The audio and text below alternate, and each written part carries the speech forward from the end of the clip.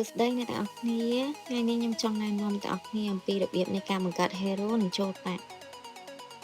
បន្ទាប់ពីអ្នកទាំងអស់គ្នាបានបង្កើតគណនីនៅក្នុង website រួចរាល់អ្នកទាំងអស់គ្នាអាចធ្វើការ login នៅ account និង password រួចទាំងសម្រាប់បង្កើត hero និងបង្ហាញមក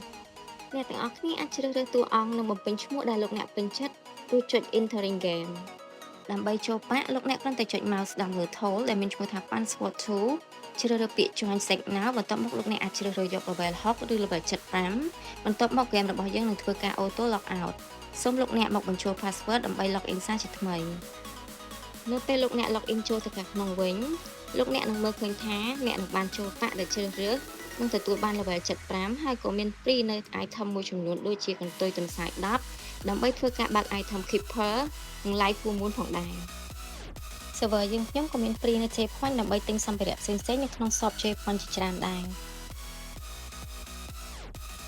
នៅក្នុង server នេះលោកអ្នកគ្រាន់តែធ្វើការ donate $5និងទទួលបាន VIP ចំនួន1